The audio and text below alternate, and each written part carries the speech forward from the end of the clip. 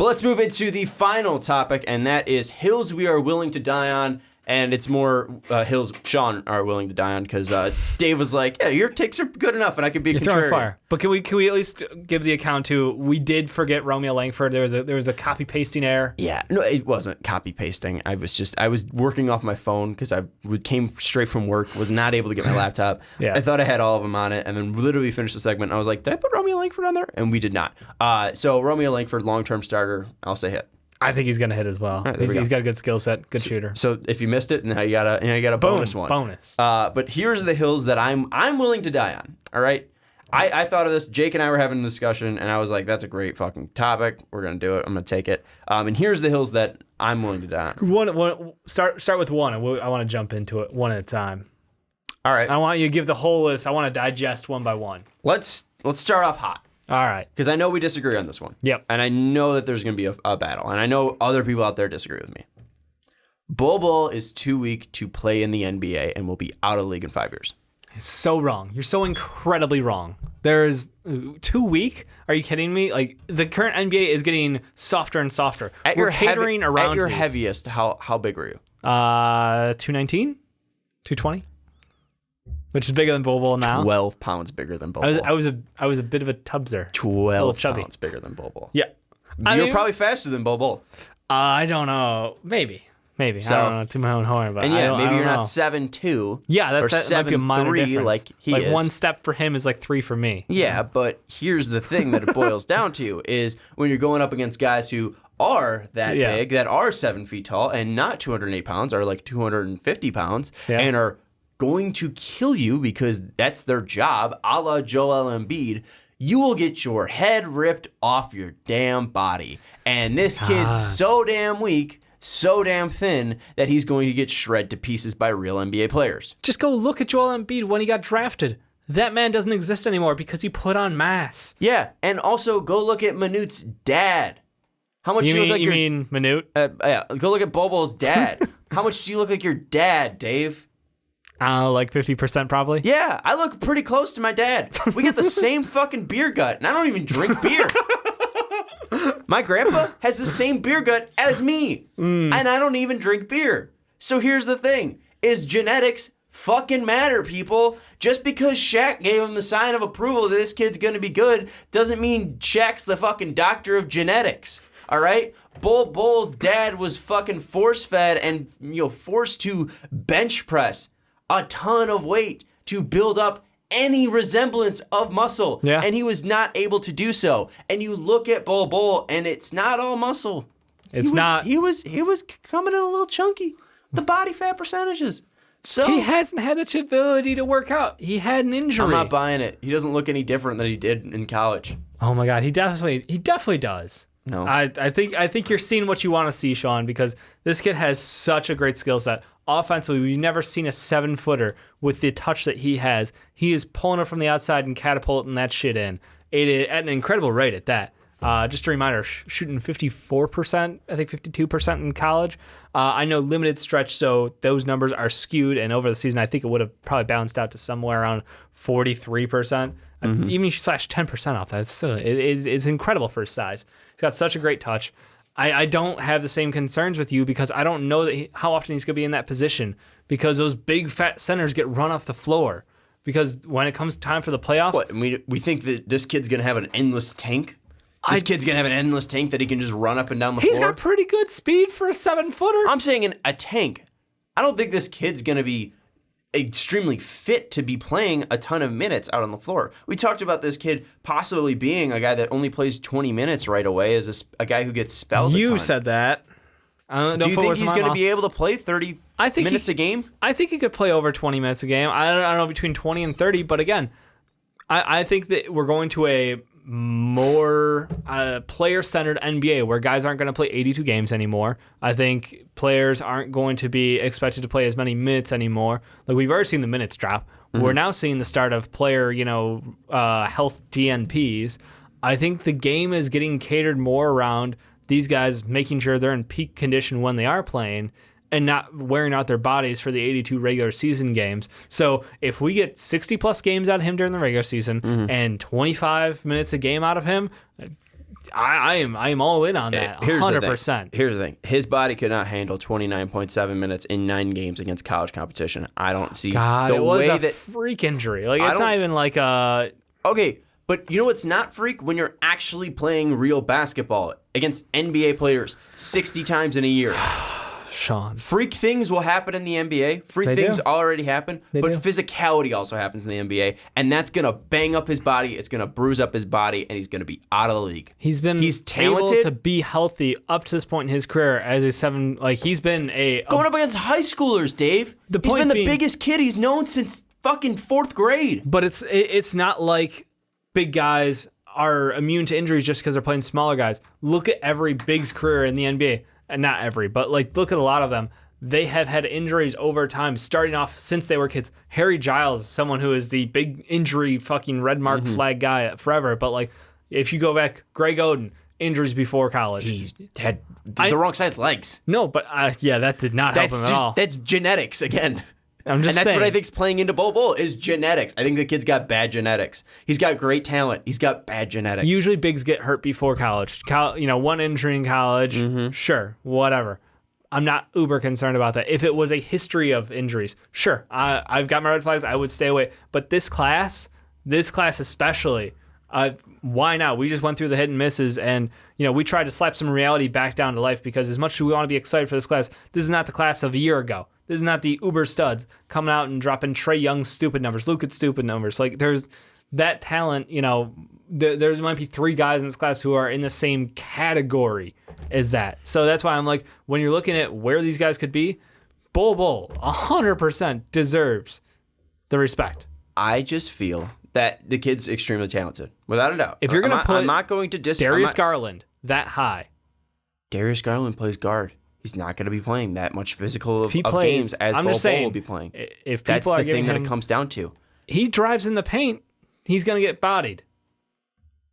Bol Bol backing people down. It's different levels of contact, different speeds of contact. Bol Bol is going to be going up against guys who are much bigger and much stronger. Not taller, but bigger. Yeah. Bigger, stronger, and stronger by a lot. We don't know that. Every NBA center is stronger than him. That is just a fact. No, it's not. Yes, it is. No. You can't. How is it a fact? We've not seen them work out. We've not seen them bench press. Okay, maybe Bol Bol has this weird strength that he can lift a fucking truck. But I feel like this is just putting a kid who's not vaccinated in Clark County. Jesus Christ. You know what you're just asking for? For that kid to get the fucking measles. You're so wrong. You're so very wrong. And I can't wait until Bol Bol plays and you're just like, now I just have to wait till he gets injured to be right. Because at the first sign of like, oh, he's got a cough. Well, I was right. Bol Bol's hurt. Bol Bol's out. I'm not going to do that. I've said every fucking time that we talk about Bol Bol, he is extremely talented. Yep. So if he goes out there in his first 10 games and puts up, 20 points and averages 20 points, I'm not going to be shocked. Just going to wait. I'll wait 5 years. I'll be right. Oh my God. I'm not going to say at the first injury he has, I'm not going to be like, oh, see, I told you. I look at this class we're and looking 5 years, and he's not going to be that much bigger. He's not going to be that much stronger, and he's not going to be healthy. And he's not going to. You're not going to see. You're going to look at those games. You're going to look at that basketball reference page, and you're going to look at the G's, and it's going to be like, oh wow, he played 60. Oh wow, he played 50. Oh, he played 40. Oh boy, he played 18. Oh boy, he played 28. Oh boy, he's out of the league. I don't. Oh jeez. There are guys in this class with way bigger injury concerns. Number one being who? Zion Williamson. Zion's never gotten hurt. The biggest problem that he has is landing. If he learns how to land, I don't have those injury concerns. I have concerns about Bol Bol because his body ain't Chicago. Derrick Rose never learned to land. Okay, it took him what, 5 years? Exploding knees. It took him 5 years? To what? To get injured? Derrick Rose? About 5 years, right? Officially, yeah. What was it when he got injured? I honestly can't remember He got drafted in 2008, so what? He got injured around 2012? Yeah. So a couple years in. I'm just saying. There are guys who are of more injury concern to me. I disagree. Once you have that big injury for a big man, which is inevitably That's not even a big injury. Like if it was his spine, if it was his foot. Once a big injury comes, it's all downhill from there. Yep. And I think that it's going to happen much sooner in his NBA career. Let me finish. Not everything's bad. It's a one fucking foot injury. I'm not saying this is the reason. I'm not saying his 1 foot injury in Oregon is the reason he's busting. I'm saying because he's 208 fucking pounds and doesn't have the genetic makeup to add weight. So had he played a whole season at Oregon without getting hurt, I would still have these concerns. You would still be seeing 208 is the biggest concern to me. Not seeing if the he was 9 220 games. because he was 220 or 225 because that was his supposed playing weight. 235 pounds was what he was listed at Oregon. If he came in around 220 to 230, yep, would have been fine. Really? I mean, that just gets me so. 208 pounds. He at couldn't work out. He hurt his foot. You can still lift weights when you hurt your foot. Lay down on a bench press. It's not that hard. You're in a boot. Like, yeah, you can't do cardio, but you can still eat. The kid could have gotten fat and I would have been happy. He can't get fat. He can't add weight. He is a small guy. He's 7'3". It's weird saying that, but he's smaller than you at your heaviest weight, Dave. Yeah. Thank God I'm not that weight anymore, by the way. He's fucking smaller than Ricky Widmer. Yes, he is. So are a lot of people. Let's go to the next hill. Cam Reddish college production matters. I think you're in agreement with this one. Don't be too much of a contrarian. It matters. I'm like the fact that people are like, "Oh, look at the fucking gym tape he has. Look at this gym tape. The best thing. Look at him dunk. Look at him drive in the lane and nobody." Yeah. It doesn't matter. Kid couldn't do anything at Duke. He could do some things at Duke. I do agree, though. I mean, had he just completely skipped college, this kid probably would have been, way high. The stupid thing is we're talking about him still going top 5. Mm-hmm. And we're talking about one of the worst volume shooting percentages in college. So it doesn't even make sense to me. Can you hurt his draft stock? He's invincible. He's fucking invincible. He's untouchable. Yeah. It's Three Stooges syndrome from Simpsons. He's so bad. What? All the bad can't fit through the doorway. And so you're just like, well, he's got a great body. He's a great athlete. And he plays good defense. His shooting stroke doesn't look terrible. It just doesn't go in often enough. Maybe there's something that we can make him better for. And here's the biggest thing that it's just like you can be talked into a fit. Yeah, I'm talking so much to Cleveland, and if he goes to Cleveland, oh my God, am I gonna be on the fucking Cam Reddish? Be like, oh, absolutely. This is the place. This is how he turns it around. It's gonna be a steal. But if he goes anywhere else, I'm gonna be like, this kid's gonna blow chunks. I'm concerned about it, and if he does not produce, I'm just gonna be like, see, every bad college player is gonna be bad in the NBA. And I'm not gonna be. I'm just immediately gonna write off every single player. And it's gonna be the Cam Reddish rule. If it's we're gonna make it law on the podcast that if Cam Reddish is a bad pro, we will make the Cam Reddish rule. And if you're a bad pro shooting way under what you should be, you are going to be a bad college player. You're just gonna be a bad pro.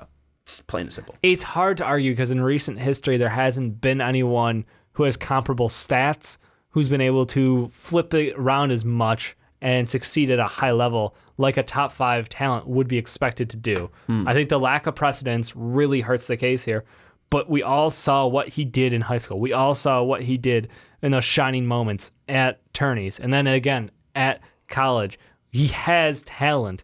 You just want to shake him. It's like, come on, man, it's in there. It's not like it's not Andrew Wiggins level of like, where's your effort gone? Yeah. Because Andrew Wiggins is so athletically gifted, and everybody's thing is like, man, that guy doesn't seem to work for shit. I think it's more like Ben McLemore, where it's like we've heard that you see the body, you see the pretty potential, shot. Everything should have been there. It's just guess what? Plain and simple, he wasn't good at basketball. Yeah, he just didn't have it. Yep. And to be a great NBA basketball player, you need to have it. Yep. You know what? Some people don't have it. Michael Jordan once got cut from his sophomore high school team, but he had it and made it.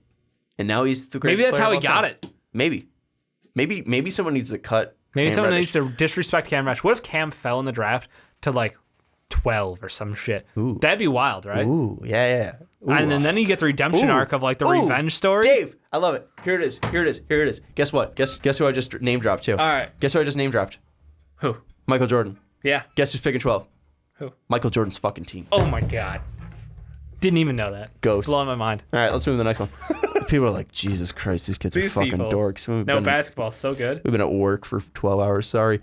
Next one, Naz Reid is the fucking GOAT. We already had this A debate. smidge of a debate. Pretty much what I'm saying is the fact that people are saying that this kid's a second-round talent, those people do not know what talent is. Yes, his motor isn't great. He's not going to be a great two-way player. He's not going to be a dynamic player on the defensive end, and he might take plays off. But when he's taking plays on the offensive end, oh, it's buttery.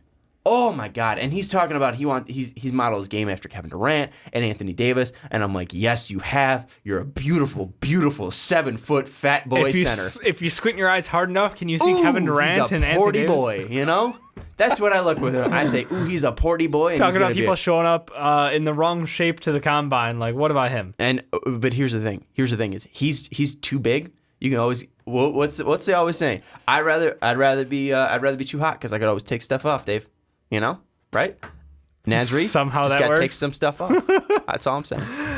The lack of work ethic fucking kills me. Like, how do you get guys with no motor? Hey. Guys with the motor go in the draft. You know why? and Because they're going to put in the work. Guys without a motor, very hard to make the convincing case that, yeah, he's just a lazy player, but you want to take this guy. Convince the GM of that. Okay.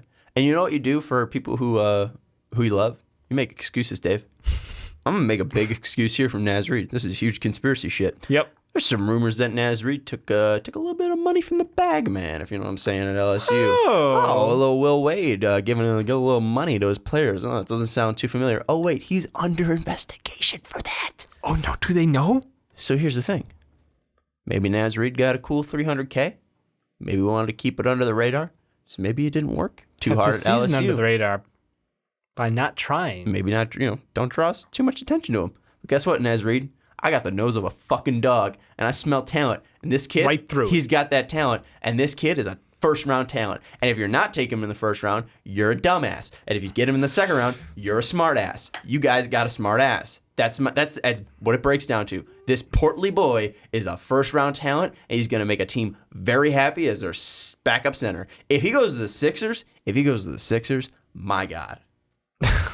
That's going to be a bad fit because they need a defensive center. But Yeah, I was going to say, like, it's just, no. If he goes to any team in the second round, fuck. Fans out there, what are the odds that Naz Sacramento. Reid gets less than 20 minutes of playing time a game for his entire career average? Oh, whoa. Hey, that's slanderous.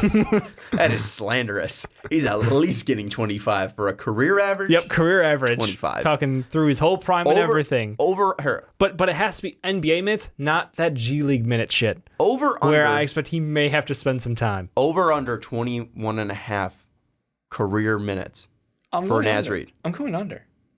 I'll go over. What are we betting? Wait, like minutes played or average? Average. Oh, okay, thank God. 21 and a half minutes for his career average. I will go under, and I will go happily. We'll have to figure out what we're betting. You want to bet dinner? Yeah, absolutely. All right. We're betting dinner. Yeah. All right. And guess what? You're going to lose because Naz Reid is a first-round talent in a portly boy body, and he's going to work his ass off, and he's going to be one of the most dominant offensive centers in the league.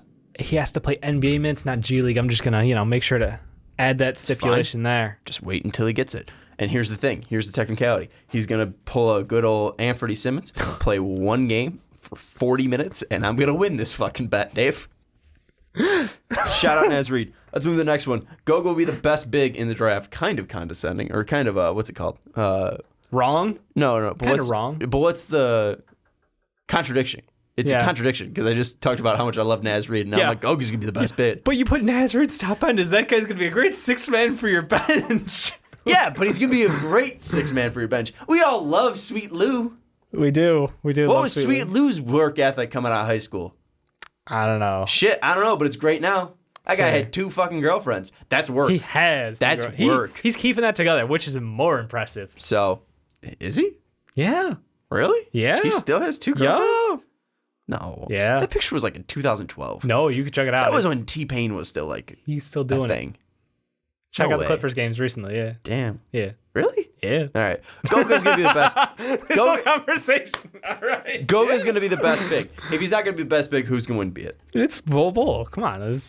My anchor is tied to Bol Bol. He is the best big in this class. If you want to count Zion Williamson as a big, I don't know if I want to allow that. If you want to count, yeah, no, I don't. He's a wing. Size be damned. He's not tall enough to be a big. He might be fat enough to be a big, but he's not a big. I think that You're Goga lying. has 2018, this is from Complex. Lou Williams talks about breaking up with one of his 2 girlfriends. but did he replace her with with a new one? Maybe. I don't know. I feel like I saw a Clippers game this year with 2 women at the game, but maybe Could've that's been just sisters, TNT Dave. playing it up. Goga, you see a lot more in him than I do. I think he has everything it takes to be a good center in the league. I don't think that he's going to be the best in this class, though. I think either Bol Bol comes out and proves to me that he's right and he's awesome, or we get a weird happenstance thing happening where like Jackson Hayes grows into his body and actually delivers. Like it's When's just Bol Bol going to grow into his body? never. He's already there How is he already there? because he's already 7'2". How much more do you want him to grow? Grow into it. His body. Oh, Yeah. yeah. I have an extra large coat. Doesn't mean I'm grown into it. It's all that kid is. It's just a big kid. I mean, it took Embiid a couple He's of like- years, so 3 years. 3 years from now, He's like 4 children in a big ass coat. he is. That's Bol Bol. He is. But 3 years from now, he'll have decent muscle on there. Maybe they'll I just replace the I kids. don't see Goga. He's good. I don't think he's gonna be transcendent. Great, top of this class. That's the thing is, I don't think anyone's gonna be transcendent. I Out of think this class? Probably not. Goga's just gonna be the best. Okay. I think it's gonna go Goga, Yep. Naz Reid, shout out Naz Reid, Jackson Hayes, Daniel Gafford, Wow, Sean, you really hate centers. and then Bol Bol. I would put Bruno Fernandez, as Ricky likes to call him, ahead Or of Gorga. Gaff Daddy, and yeah, his boy Gorga Batazde. No, I can't put him there. Sorry. All right, and final one, Dave. Romeo Langford will be better than Kevin Porter Jr. Both 2 guards, both looking at him. I end up just looking at the fact that, yes, Romeo might not be a great shooter yet, but he has less problems when it comes to form than Kevin Porter Jr. does. And we saw what he was offensively in high school. People were comparing him to Kobe, and he was great defensively at Indiana. I think that this kid has a lot more to work with. I think that he's coming from a better place to build NBA players in Indiana. I think the world of this kid, and I think that Romeo Langford is going to be better than Kevin Porter Jr. This is probably the least hottest take, but I think this is one that you do definitely disagree with me on. Funny enough, I don't, but I Really? do want to ask you, is this all propped up on the fact that in the way too early, you had Romeo Langford as your number 1? Yes, I knew it. 100%. I knew it. For those of you who don't know, we did a way too early mock about a year, maybe 10, 11 months ago. And Sean had selected Romeo as his number 1 pick in It this was year's before I draft. saw Zion play actual basketball. Yeah, that's So- fair. That's fair. We did not, yeah. And now I think Romeo's probably in my 20s, but Yeah, Romeo's right in mock that draft. 15 to 20 range. Well, why do you think Romeo's going to be better than Kevin Porter then? Because he's already you hit it heavy with he's already got a shot and he tries on defense and he's got measurables are fairly similar, but I think that Romeo is a small bit away from being a really good 2 guard, and I think Kevin Porter Jr. you have to worry about the mental shit. You have to worry about. I know a lot of this is going to come out in the interviews with teams. I hope teams will be able to flesh out like what really went down at USC this year. How come your playing time was stunted? How come, you weren't able to have the ball in your hand, weren't able to work the offense with you? Are you picking a fight with your coach at this point? You picking a fight with your teammates? Like, what was that whole thing behind closed doors? Because we all saw the talents there, but the talent also dropped off the face of the earth at times. So with him, it's just, if you have no consistency, you have bad form on your shot, there's more red flags on Kevin Porter Jr. Yeah. And that is why I would agree that at least Romeo Langford maybe playing an outdated version of the game with his ISO mid-range game, but like if he can add that 3-point shot consistently. Well, what if you modernize his game? What do you think his top end is? Oh yeah, no, I think. But what if you think he modernizes his game? top What do you end? think his top end could be? Because I have a name and I wonder what you think about it. I mean, if he doesn't modernize it, people were confident his top end to DeMar DeRozan, and if he does modernize his shot, maybe Chris Mid. Oh, okay. Because Chris Mid is 6'7", Romeo's 6'6", right? Chris Mid's got a longer wingspan, but I think gameplay-wise, Both of them really excel at being. I think that he would excel at being a secondary scorer for a team. I know Indiana, he had to carry it, but yeah, who do you got in mind? Bradley Beal. Ugh, why you gotta do that to me? I love Bradley Beal. I don't love Romeo Langford. I don't know. I think if he modernizes his game, Yeah, I think he'd be similar players. Bradley Beal's shot came along over time. Facilitation came definitely. along over time. I don't think he's gonna be as good a shooter as Bradley Beal, but modernizes it. All right, I think he could be like Bradley Beal. That's a high praise, but that is why we're calling Chris Stealing. Midd's about to get paid. Chris Midd is about to get paid, but Bradley Beal's better than him. Sorry. No, I'm not arguing that. I'm just giving my boy Romeo Langford a little more credit than Chris Midd. Okay. Fair enough, sir. I don't see it, but if that's what's coming through your eyes, this is Sean's hot takes. Yep, these are my hot takes. On. Give us your hills that you're gonna die on. Are you a big Cam Reddish stan, a la Jake? Are you a big? I mean, who are you? Who can you be a fan of in this draft? That's the problem. Is the more you dig in the draft, the less you like these players. Sometimes. Are you a big Rui Hachimura guy? You could be Ricky and say he is gonna be the next Giannis. Yeah. Are you a big Jalen Leck girl? You know, you a big. Well, I said boy, so I want to include the girls as well. We have to be inclusive. So what are you? Who's your person? Because there's like I weirdly love like Chuma. Like the end of the year, I talked about this in the last segment. Like I fell in love with him, his play style, his ability. I think that he's top 15 talent. I think that had he not been injured, he would have gone late lotto. I think that 10. I wonder about the. We talked about the Timberwolves, and instead of teams mocking Brandon Clark or Rui there, that it could have been Chuma. Honestly, I do. Yeah. And that injury, I know it's a big, scary injury for someone as athletic as he is, who depended on that bounce, but I just believe. I've got the unrational belief in him. That's what this is about, though. Any other guys? I think Bol Bol is unrational. It is, belief. But at the same time, it makes perfect sense. Perfect sense. Shout out Rudy Gay. Fucking Rudy Gay, man. Love Rudy Gay. That's Chuma Okeke. Fucking Rudy Gay, man. That's who he is. That'd be awesome. Not really. But anyways, let us know what you think. I die for Rudy Gay. You know, He's awesome. I die on that hill. Shout out Rudy Gay. Yep. But let us know the hills that you die on down in the comments below. Ricky, thankfully, we'll be back to save the podcast next week. But Dave and I had a blast filling in for him on the Primetime Podcast. And if you, for some reason, like this, check out patreon.com/mustfabpodcast. And if you help support us there, then maybe we won't have to do this podcast and help your ears by not having to listen to our mouths. Nah, it's terrible. They love us. They absolutely love us. I hope so. Last hot take, because I love a closing hot take. I heard somebody say that RJ Barrett in 10 years is going to be the best player in this draft class. Let us know what you think about that. I think here's what I'll say. I think it's fair. For Dave Oster, I'm Sean Anderson. We'll see you next week.